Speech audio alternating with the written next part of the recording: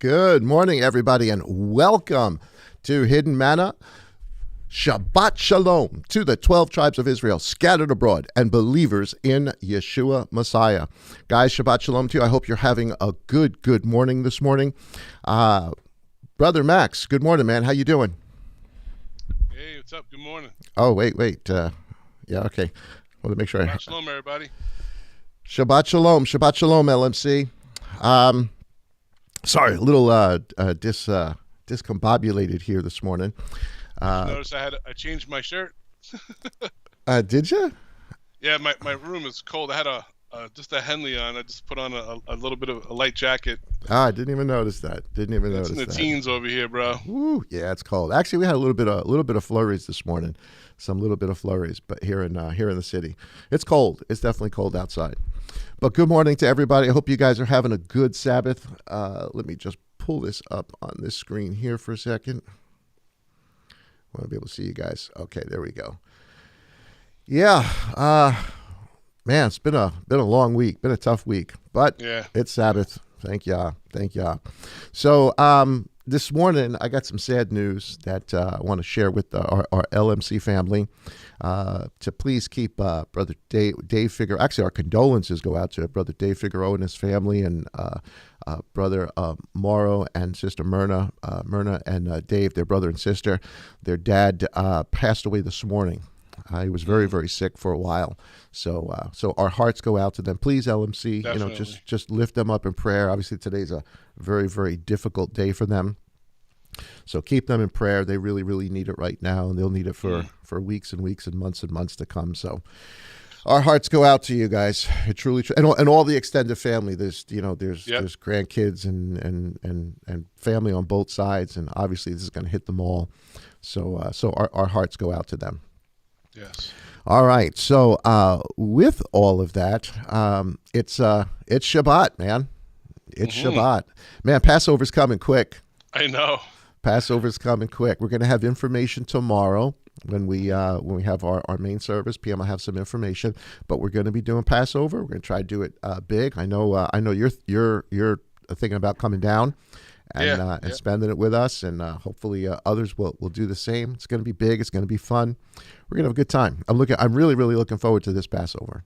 Oh yeah, me too. This whole month's flying by. It's coming quick. Yeah, it is. Isn't it neat how and I guess this is only the natural way things are supposed to evolve, but each year we get better and better at doing the holiday, at understanding it, and it really is that progressive. Because even the way we're doing it now is not the way we did it 10 years ago, and we've been exactly part of Passover. We've been doing Passover for here at LMC because it's been part of the journey. It was so funny. Brother PM Pastor Matt showed me an old video of, oh my goodness, this had to be like 15 years ago.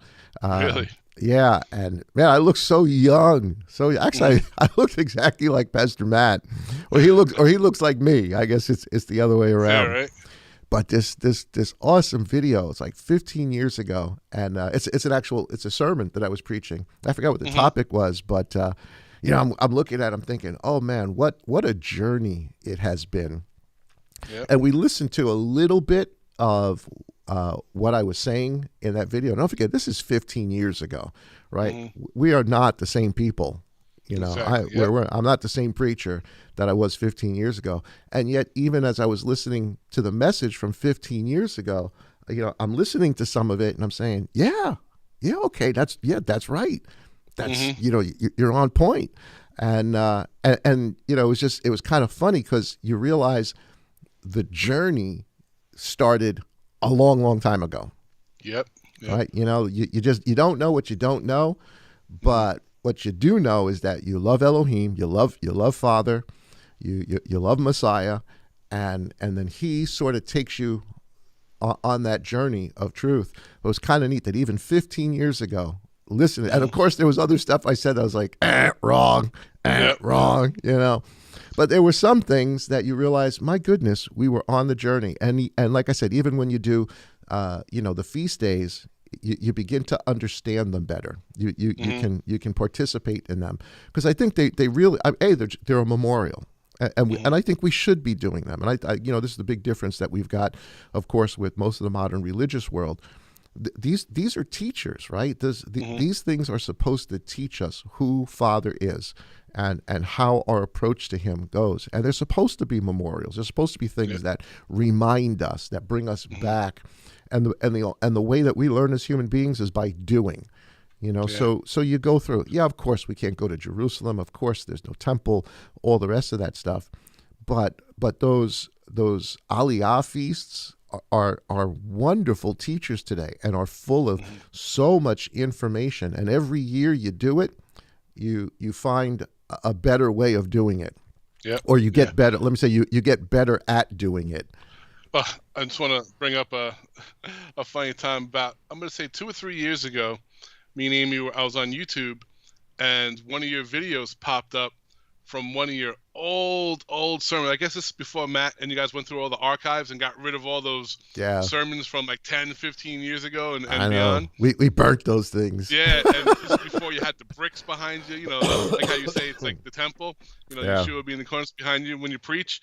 Anyway, the message was a Christmas message. And I was cracking up. I'm like, oh, Dave's going to hate this. And I guess that's when you guys started pulling that stuff off, because YouTube will just pick, one of your videos from years and years ago and put it on there.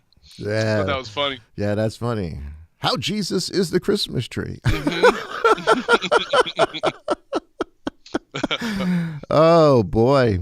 Yeah, man. But it's a journey. It's a journey, and as you're able to understand truth, Father opens it up to you. But it takes time. It absolutely takes time, and that's it's one of the reasons why we got to be real careful about just sort of ripping other people apart or trying to tear them down. The same level, because they don't understand what you understand yet.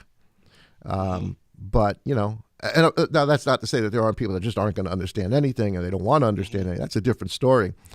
But we don't know what we don't know. We lose our patience really, really fast. Yeah, we got to have more patience. That we were there. Yeah. We definitely have to have more patience and not be quick to just cut people off and just dismiss what they say if they don't use the right name or the right verbiage, or they know a language or don't know a language, and we've got to be real careful with that. But it's a journey, brother. It's a journey. It's been a fun journey. So I'm obviously the end of this is, man, I'm looking forward to Passover. We're going to do it better than we've ever done it before, and I'm sure next year we're going to do it better than we've ever done it before, and just get closer and closer to the truth, understanding, worshiping in spirit and in truth. That's right. So that was one of the first Moedim we celebrated with you about 3 years ago. We came out for a Passover, right? Yeah. It's always been the biggest. It's always been and when you look through some of the historical documents, let's say like the Nicene Creed that comes out with the Roman Caesar, I forgot his name, that sort of takes over Christianity. There were at the time that the Nicene Creed is being instituted by Rome, there were groups of people, and they actually called them, when you read the historical documents, they're called Quatrodecimeans, and that's just like a long theological term that just means people of the 14th, meaning they celebrated Passover. And it was the Quatrodecimeans that were fuming with Rome and at odds with Rome. And of course, while the historical documents call them Quatrodecimeans, we would call them Netzarim. Right? We would call them people of the way. And easier to say too. Yeah, much easier to say. And so the rule or the law, so to speak, gets changed, and it's Sunday rather than Sunday is a new Sabbath. A new Sabbath is made up. But the Quatrodecimeans didn't want any of that.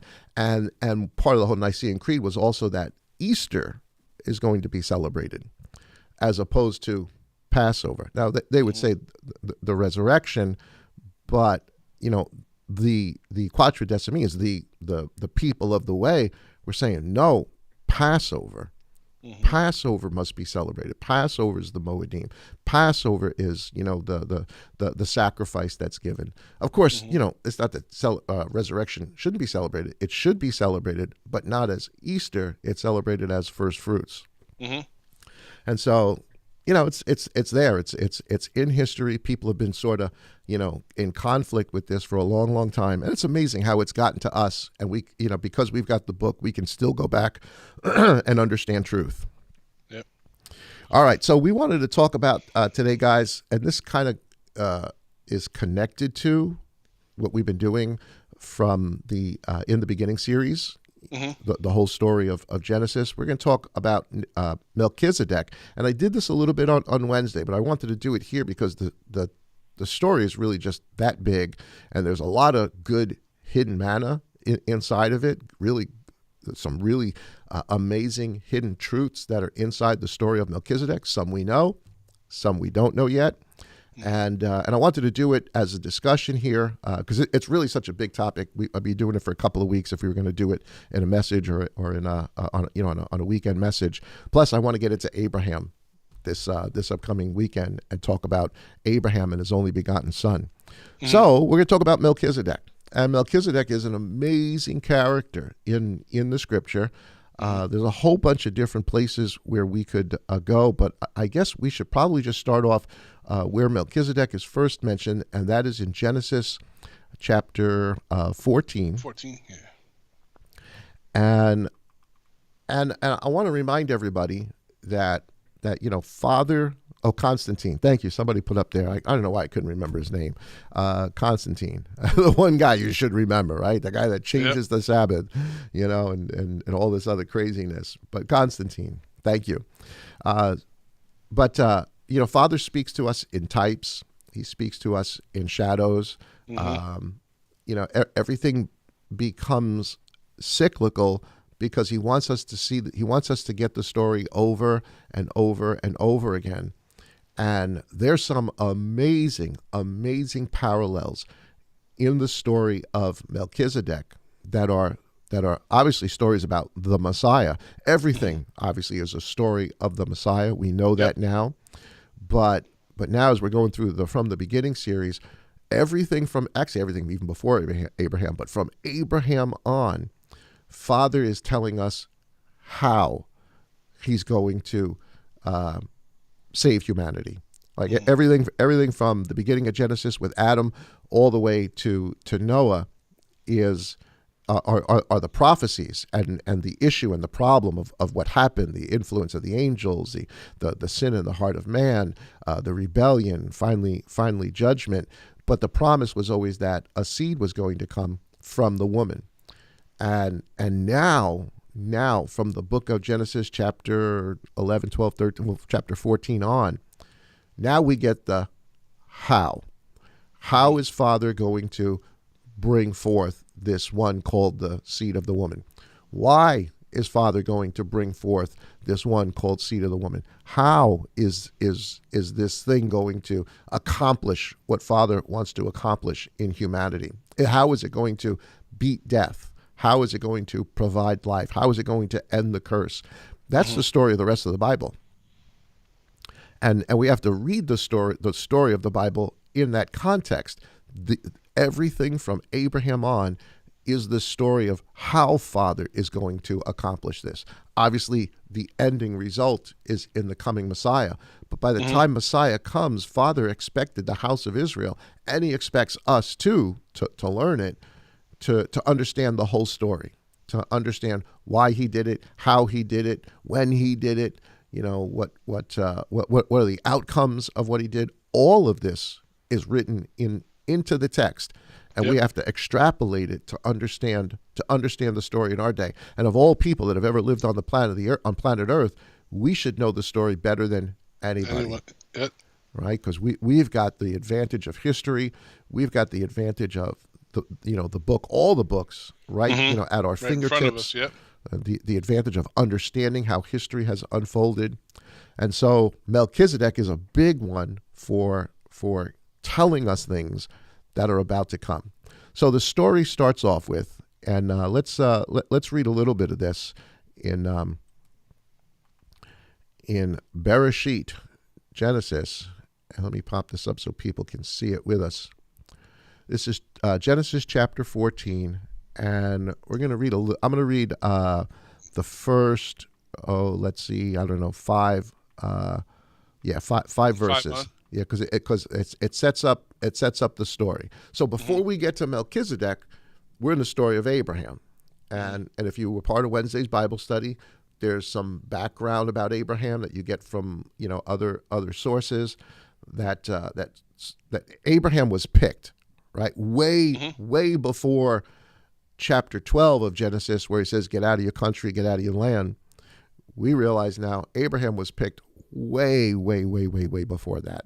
Yep. Right? That father already knew that this was the person that he was going to start the story with to get the information to all of us. So now it's many years later. Abraham has left Ur of the Chaldees. His nephew is left with him. We understand now why he loves his nephew so much. His brother Haran dies. So it kind of seems like Abram takes Lot under his wing. Yeah.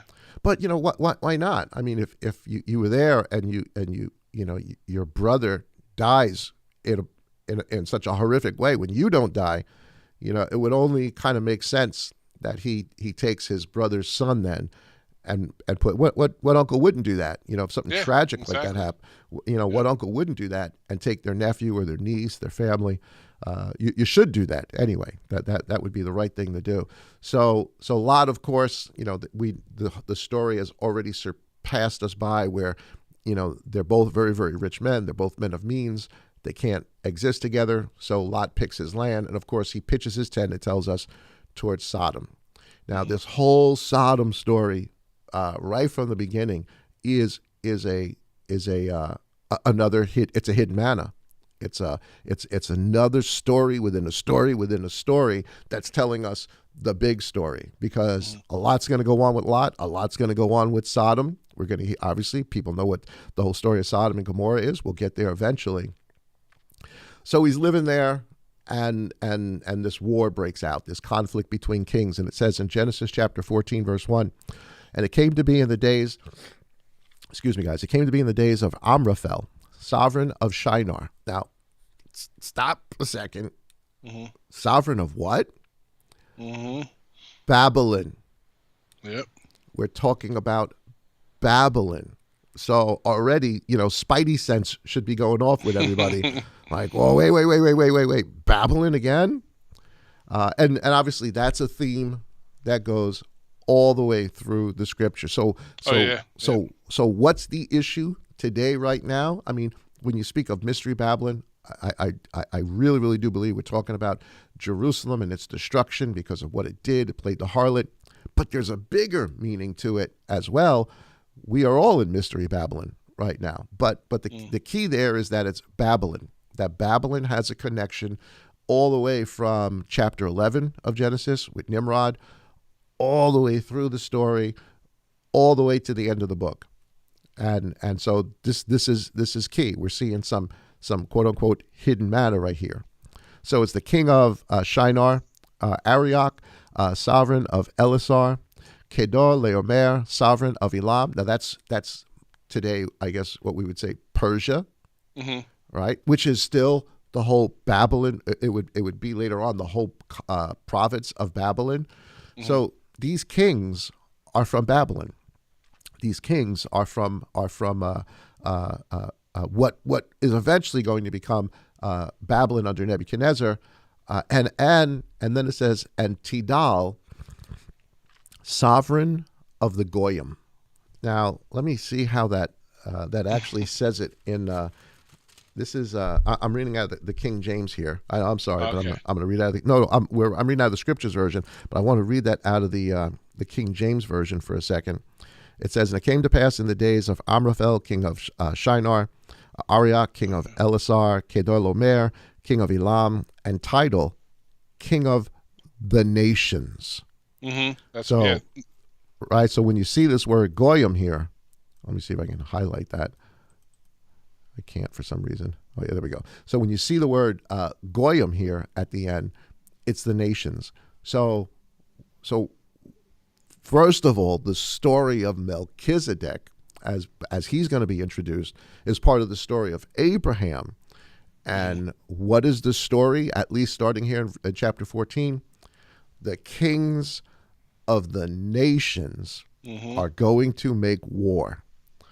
And as the story goes on, verse 2, they fought against Bera, sovereign of Sodom, Bersha, sovereign of Amorah or Gomorrah, Shenab, sovereign of Admah, Shemeber, sovereign of Zeboim, and the sovereign of Bela, that is Zoar. It's kind of crazy, but because you know what's going to happen to all these lands in like 4 chapters, right? 4 or 5 chapters, chapter 18, chapter 19. These are the cities that eventually are going to get wiped out, right? They're eventually going to get wiped out. And who is living in these cities that are being taken over by the nations to the point that they eventually, by chapter 18, are going to be destroyed? Lot. Lot and his family, the nephew of Abraham. So let's look at the analogy, or let's paint an analogy here. The nations have captured the seed of Abraham. Right? They have made war against the seed of Abraham. Lot, still his seed, it's still his family. Yep. And obviously Abraham is gonna, this is kind of neat. This is really the first 300. Ever see that movie, The 300? Yeah. I was just thinking about that before we said King of Persia, the Muslims. Yeah. What was it? King Leonidas of the Spartans. Yep. Right at the Thermopylae Pass. They hold off the whole army with just 3. So, and obviously, what an amazing story in and of itself. Though they all wind up dying at the end. But here's the first 300, because Abraham takes 300 of his servants. Which gives you an idea of how rich and big Abraham was. Yeah, how big his. And I know why they had to split up. Yeah, you know why they had to split up, but he takes his army, and of course, they go get them. All these joined together in the valley of Siddim, that is the Salt Sea, and of course, they wind up serving Kedor Laomer, the king, all the kings of the nations, and then obviously a war breaks out, and Lot and Sodom and all the people and all the material and everything else was taken. And so let's take a look at verse 14, just to continue the story. It says, and when Abram heard that his brother was taken captive, he armed his 318 trained servants. Well, it's not just 300; it's 318. And notice it refers him here to as his brother. Obviously, it's Lot, his nephew, but you realize the idea here. And don't forget, all the people that are with Abraham are converts. Yeah. Right, because we already read on Wednesday night in some of the previous chapters that Abraham was calling on the Lord. Right, he was preaching the things of Elohim, and so these are souls that wanted the God of Abraham, as opposed to all the stuff that was going on where in Babylon and really the rest of the world. And ironically, it's not even all his servants, because it says that he armed his 318 trained servants. So these are men who knew how to fight. Right. So probably wasn't the butcher and the baker and all those guys. Yeah, right. No. It wasn't a conscripted army. Obviously these guys knew what they were doing. Plus, it winds up that they march or run all the way up to where they are, defeat them at night, steal everything, and then run. They're like special forces, man. Yeah, and then run back. Really, kind of the special forces of their day. Verse 15, and he said to his servants, divide against them by night, and struck them and pursued them as far as Hobah, which is left of Damascus. And so he brought back all the goods, and also brought back his brother Lot and his goods, and all the women and all the people. So Who does this? I mean, they didn't leave anyone behind. Yeah. Wow. That's a political comment right there. We're going to cancel for that. Verse 17. And after his return from the striking of Kedorlaomer and the sovereigns who were with him, the sovereign of Sodom came out to meet him at the valley of Shava. That is the King's Valley. So we know where this happens. The King's Valley, which is outside of Jerusalem. Well, outside of what today we would call Jerusalem.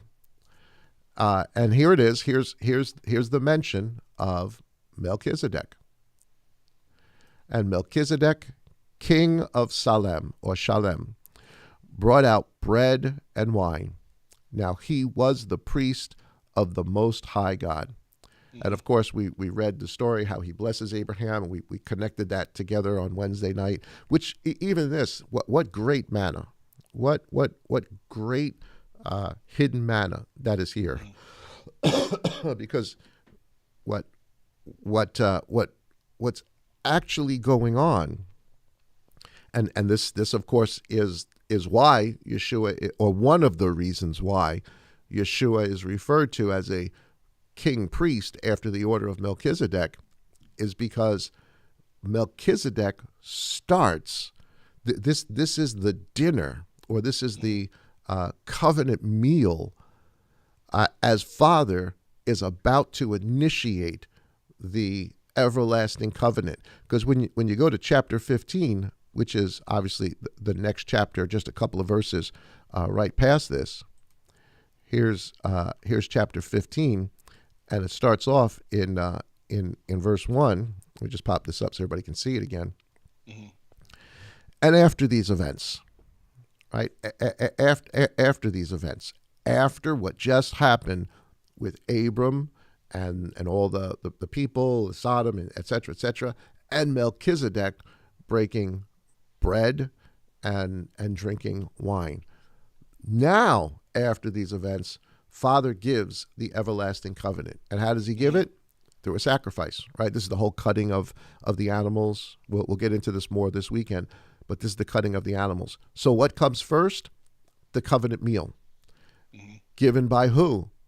The king of Salem, the king priest of Salem. And how does he do it? He gives it with bread and he gives it with wine. So what Yeshua does, when Yeshua comes, this is why in Hebrews, and we'll look at those verses in a minute, why they describe him as the Melchizedek, or as Melchizedek, is because Melchizedek gives the bread and wine, and of course the prayer that follows that every Shabbat, as people get together, saying that prayer, the prayer over the bread, the prayer over the wine. Messiah explains what that bread and what that wine actually meant. Because he tells us, Abram longed to see my day. And he saw it. Well, how did he see it? He saw the bread and the wine. Mm-hmm. He saw the king of Salem offer up the covenant meal. And then all the other things that follow after that we'll go over tomorrow in more detail. But guys, this is all hidden manna. This is all in the story. Mm-hmm. And while it's not the overtly said that in the story, you got to extrapolate it as time and history go by, and you realize, oh my goodness, Father is molding the story of Messiah, just like he molded it into creation, just like, the trees, the fish, the birds, how everything tells the story, even history, the way it unfolds. You can see that Father's hand is on history in the naming of things, in the way history unfolds, and even here with the bread and the wine. So that's one massive and you can read the New Testament in Matthew 26, right? For the bread. Yeah. When Yeshua took the bread, yeah. Yeah, so he explains it. So ultimately, what did Melchizedek do? He brought the body and he brought the blood. That's what it was, or that's what Yeshua explains it to be. So great hidden manna, just that all by itself. But we went over some of that already. But there's other stuff that's going on here, because again, the bigger story, or the bigger narrative, is that Lot and his family, who we've got to I mean, Lot, we find out later on, was a righteous man. Mm-hmm. He was a righteous man living in a very unrighteous land. He suffered for it. But how's it any different from us? Yeah. Right? Because I remember oh my goodness. when you read the story a lot, you wonder, man, why are you living there? Right? Mm-hmm. Why? Everyone of his judges, right? Yeah. Why are you living there? You exposed your family, you exposed your wife, you exposed your grandkids to, all this craziness that was going on in Sodom, and there was obviously craziness going on in Sodom. And you ask, why would he do that? And I guess it's natural for us to almost kind of want to look down our nose at him and say, oh man, I wouldn't have done that. And look where we live. Mm-hmm. It's true. Look at what's going on all around us, and our kids are exposed to it, and our spouses, and how do you not? So this Lot and his circumstance, this whole story is really building the foundation for us to understand what's going to be happening in our day. These are historical events that are occurring, they're also prophecies.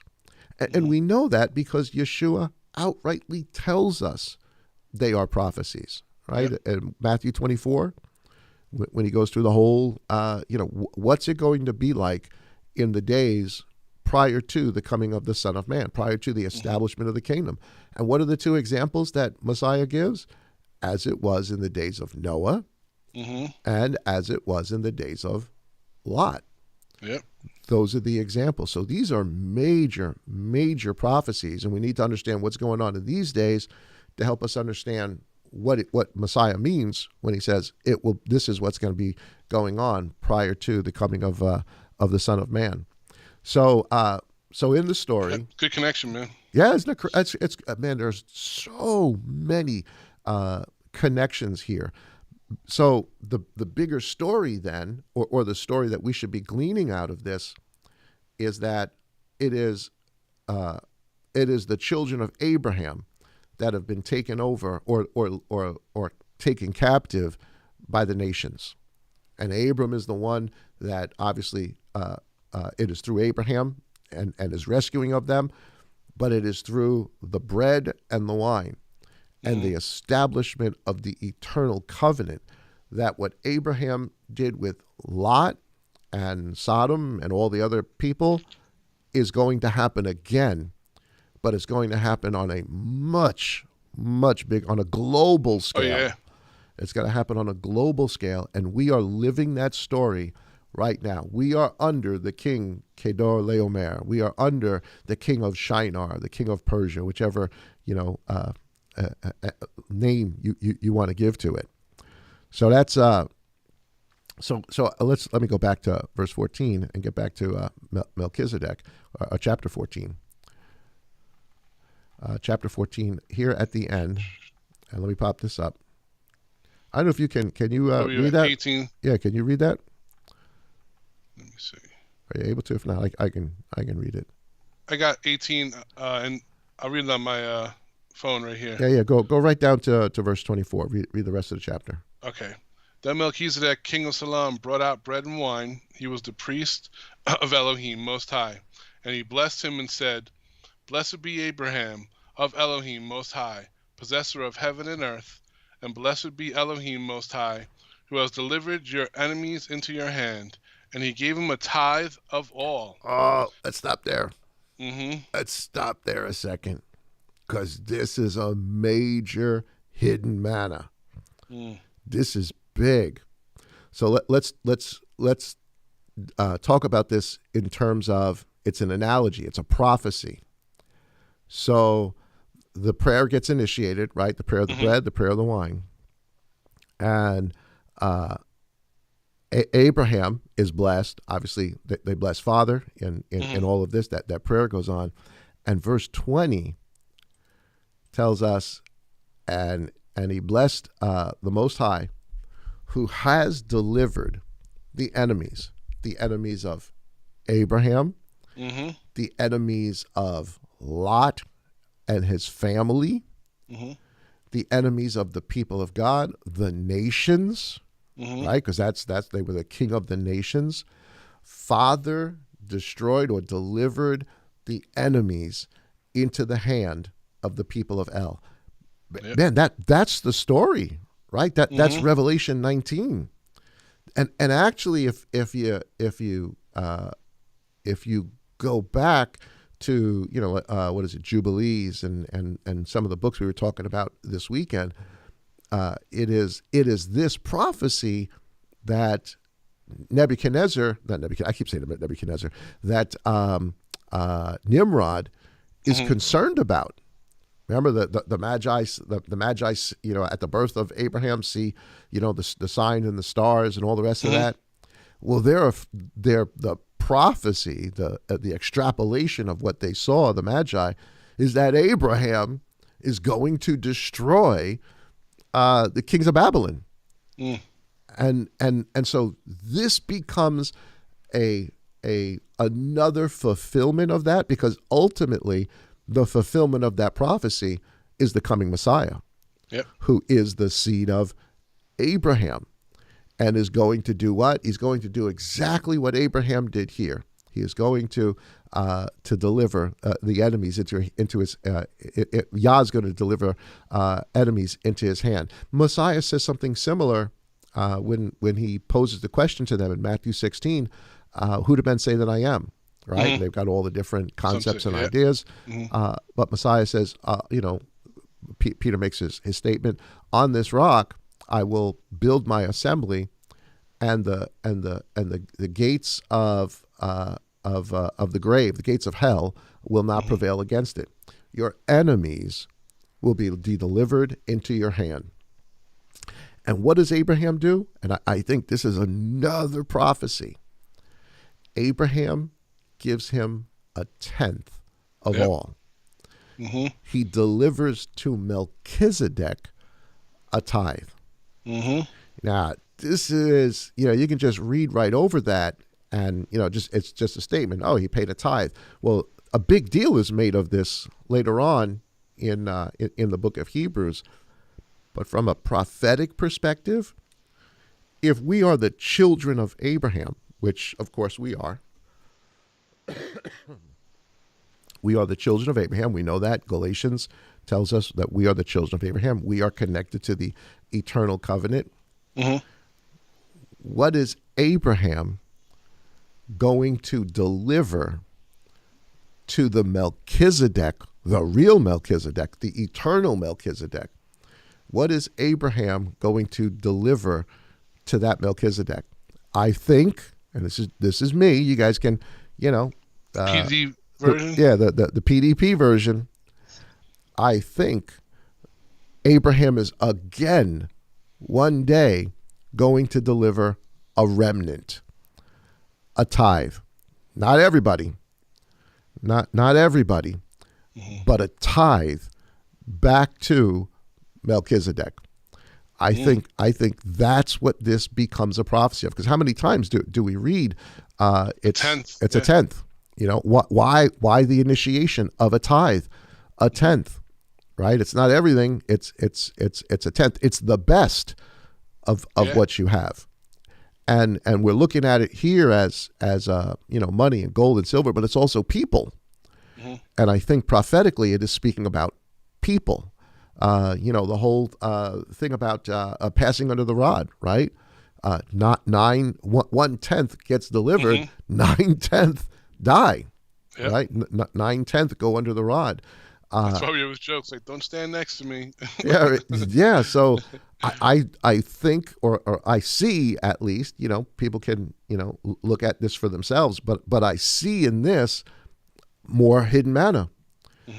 And, are we talking about a tenth of all humanity? Well, I mean, how many people really, truly are pursuing the God of Abraham, Isaac, and Jacob out of all of the religious world? How many will Abraham... Now, we've all been captivated or captured by the nations, but of all that have been captured, how many will actually, truly understand and come? I'm thinking a tenth. Yeah, I'm thinking a tithe. Now, I could be wrong. But I'm going to throw that out there for everybody at least to think about, and you guys can run this down. And there's a whole bunch of different scripts. I think I did a message a while ago on the tithe and showed how we are the tithe. As people, we are the tithe. So he gives them a tithe. All right, go ahead. Verse 21. Okay. I'm going to take it from the screen. I got a little bit closer. All right. And the sovereign of Saddam, you know what? I can't because my picture in the corner blocks it. I'm sorry. What am I on? 21? 21. All right. Now the king of Saddam said to Abram, give me the persons and take the goods for yourself.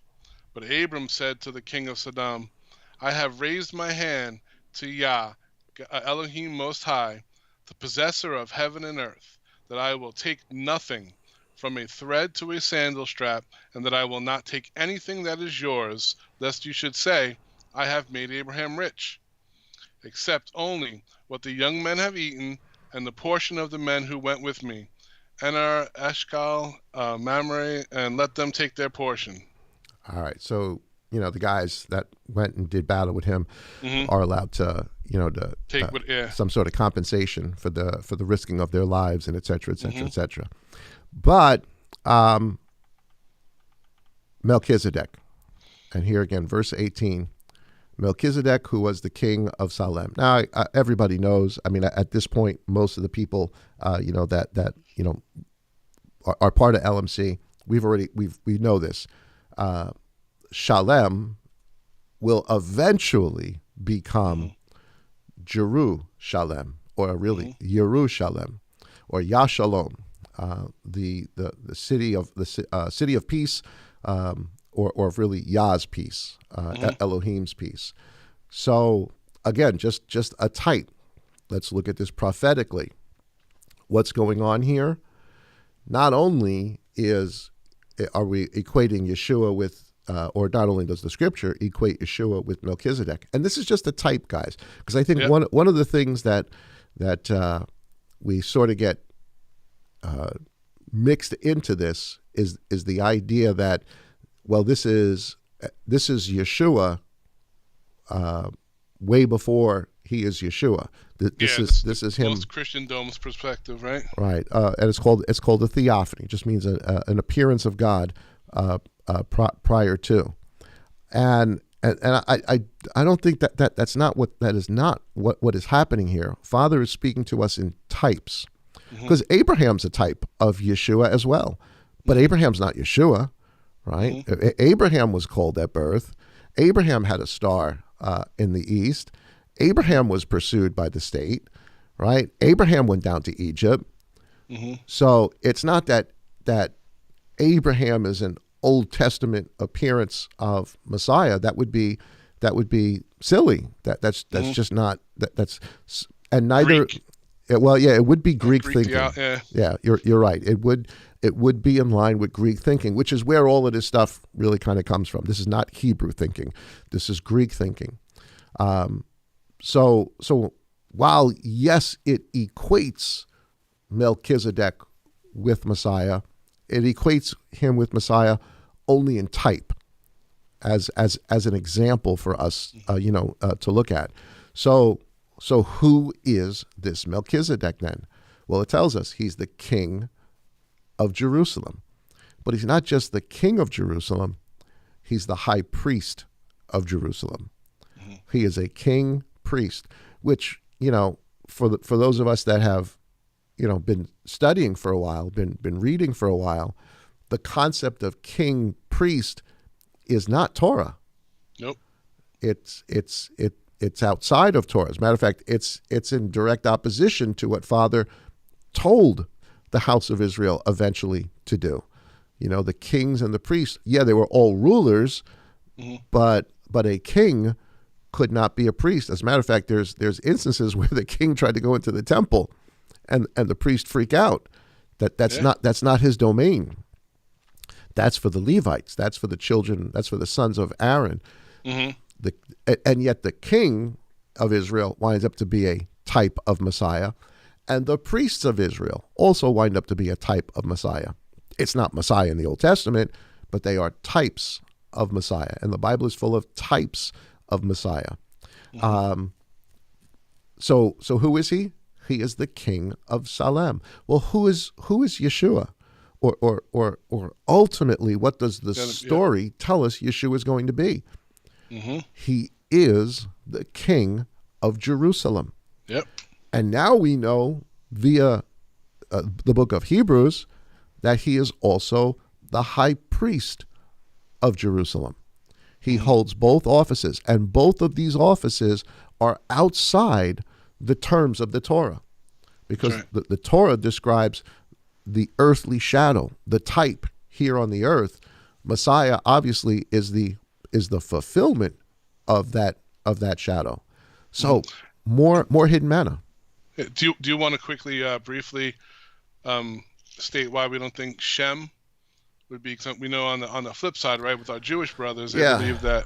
All right, this is a cool conversation. It's worth having, and it's important because I think when you read in Yasher, it says that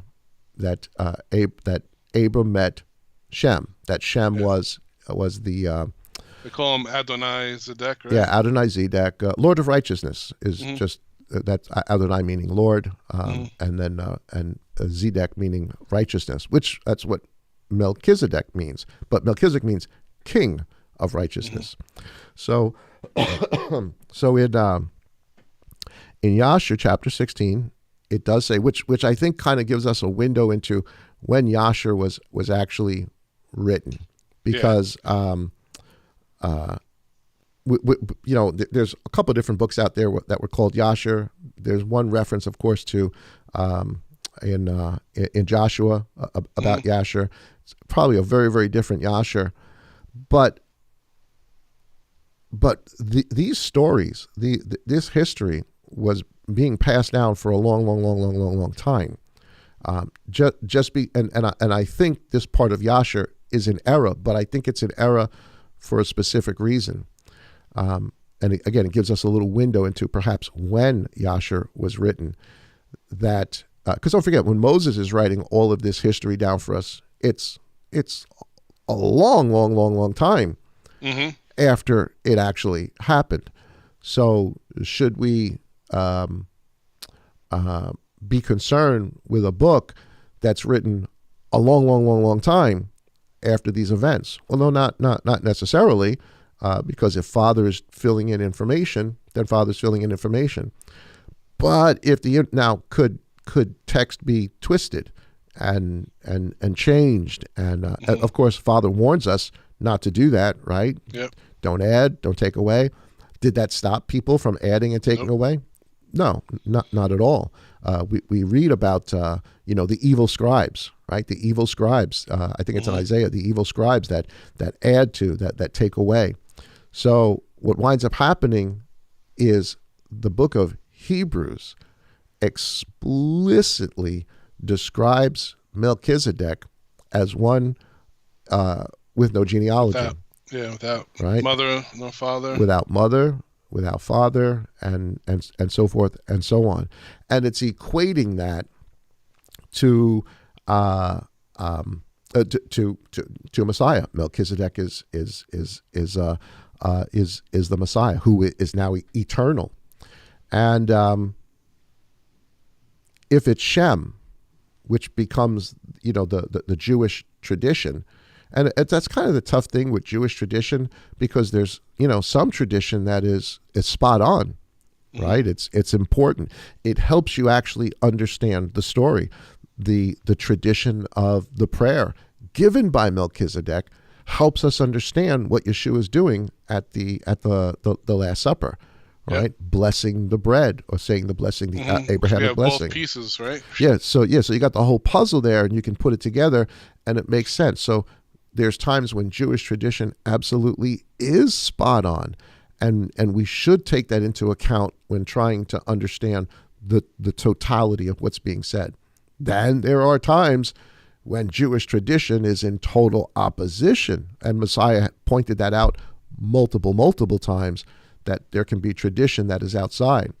And then, of course, the final warning that we get in Revelation, at the end of Revelation, is do not add to these prophecies. If you do, all the curses that are written in this book are going to come on you. Really, Revelation becomes the fulfillment of what Moses says in Deuteronomy. Exactly what Moses said in Deuteronomy. Add to this book, and all the curses of this book are going to come upon you. Revelation says it all over again. Add to this book, add to the words of this prophecy. And so what winds up happening? Jews are coming to faith in Messiah in the first, second, third centuries in large numbers. Now, some of the estimations that I've read is up to 20% of Jews of that day would have been considered what we would call today messianic. They believed that this Yeshua was indeed the Messiah, that he died and that he rose again. And we can attest this throughout history, writings of Jerome and all the others. So Hebrews comes along, or the writer of Hebrews, which very, very well may be influenced by Saul, Paul, but he explicitly tells us that this Melchizedek has no beginning and he has no ending. Well, if you're Jewish, if you're a scribe, if you're a rabbi, and you very, very much dislike the idea that the Jewish community, and I guess I can understand a piece of this, because what's also going on at the same time is you have the rise of Gentile believers who very, very much so are twisting the story. Yep. Taking away Sabbath, taking away pieces of it, taking it out of the Jewish context, all the rest of that. So from a Jewish perspective, how do you fix that? Well, here's a fix. If the scribes promote the idea that, well, your book of Hebrews, which is you're relying on to help us understand, the temple and all the rest of this, tells us that Melchizedek had no beginning and end. If it's Shem, then he did have a beginning and end. Then he did have mother and father, because we know who his mother and father are. Yeah. Right.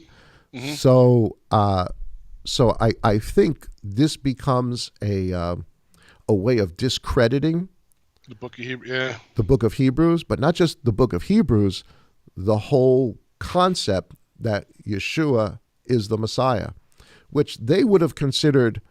It's considered a sect of Judaism at first, by the first century, but later on it's considered cultish, right? You're not Jewish. You are a traitor to the Jewish people if you believe in this. If this is what you think. So these people were, they're getting it from the Gentiles, and they're getting it from their own countrymen as well. A remnant, a small remnant of them, a tithe. That makes sense, right? Because if they're trying to put Shem as the Melchizedek, and then because it also debunks what Psalms 110, because that's what Hebrews references Yeshua, right? From Psalms 110:4. So yeah, that makes a lot of sense. That's why, So, and I think that helps us perhaps date when it was written. Yasher is written, because it has to happen sometime way after. If they're trying to make Shem to debunk the idea of Hebrews, which again doesn't necessarily mean everything in Yasher is wrong, but do we put it past men, past scribes, to tweak things, twist it, because we see that same thing in John, right? When we see the trilogy aspects, all the errors of John. So is it beyond belief to think that men wouldn't, just kind of, and don't forget, from their perspective, they're tweaking it to the truth, or they're tweaking it to stop what they perceive to be a grievous error. That we've got these Jews here that are in opposition to us, and they're like the nations, they're like the Gentiles. And listen, we've got people in our own congregation that have come from a Jewish background, and this one particular individual has outrightly told me that her family will disown her. They will. I guess the Christian word for it would be they would excommunicate her, because she would be considered a traitor to the culture. You come to quote unquote the knowledge of Jesus. You have that experience. They consider that blasphemy. So it kind of fits. It, again, does that negate everything else that's said? No, I think it's a way of passing down information. But would I put it past men? Because men's hearts are wicked. Would I put it past them to tweak something? No, we do it all the time. Our Bible is full of tweaks. It's full of, these word changed here, a concept changed here. What is in our New Testament, take out the word Passover, put the word Easter in our English versions. You don't think that's a big deal? Of course that's a big deal. That's a huge deal. But in their mindset of doing it, even doing that, they thought they were doing something good. Mm-hmm. And we still see the same thing going on in just our society, right? Oh, One little word here to tweak the truth here. Oh, my goodness! Right? Now we see it on steroids. I mean, there is no definition, right? We don't know what a man is. We don't know what a woman is. We don't know when sexuality starts. We don't know what gender you are. We don't know. I mean, just the list goes on and on and on and on and on and on and on. All to tweak and twist and change definitions to get us to not understand, not believe what it is that Father has said. There's an onslaught. There's an absolute onslaught that's in the Scripture, but also within our culture against the ethics, the morality, the instruction of the Scripture. Yep. So let's you mentioned Psalm 110. Let's take a look at that real quick, because I can't believe our hour's gone by already. Oh, wow. We didn't even get into Hebrews. No. Oh, my goodness. Psalm 110. And let's take a look here. And now it's a short psalm, so I want to read the whole psalm. Yeah. It says, Yah said to my master, sit at my right hand until I make your enemies a footstool for your feet. Now, this is a verse that is quoted in the book of Acts to equate what's being said here with the Messiah. I think Peter's the one that quotes this. I'm not sure if it's on the day of Shavuot. It might be on the day of Shavuot. He refers to this scripture as this is talking about the master. Yah sends your mighty scepter out of Zion, rule in the midst of your enemies. Your people volunteer in the day of your might, in the splendor of set apartness. From the womb, from the morning, you have the dew of your youth. Yah has sworn and does not relent. You are a priest forever according to the order of Melchizedek. Now, this, of course, is quoted in the book of Hebrews, saying what David's talking about prophetically is the Messiah. Well, verse 1 is quoted as such, and also verse 4 is quoted as such. Well, it winds up, the whole psalm is a prophecy of Messiah. Yep. It says, Yah, you are a priest forever according to the order of Melchizedek. Yah, you at your right hand shall smite sovereigns in the day of his wrath. He judges among the nations. He shall fill the nations with dead bodies. He shall crush the head over the mighty earth. Oh my goodness, that's a whole sermon right there. But what this is talking about, if you take what Psalm 110 is referring to, it's referring to what happened in Abraham's day. Abram went out against the king of the nations and defeated them. Who brought those people underfoot? Elohim did. The Elohim of Melchizedek, the one who initiates bread and wine. This is telling us that the story that occurs, the prophetic story that occurs in Genesis 14, is in fact the prophetic story of the coming Messiah. That's right. And we know this. Revelation 19, what does he do? He comes and he destroys the nations, the kings of the earth. Father gives him that ability to do it. So, man, what an awesome psalm. Yeah, and that's Hebrews 5:5. You just pull it up. Hebrews what?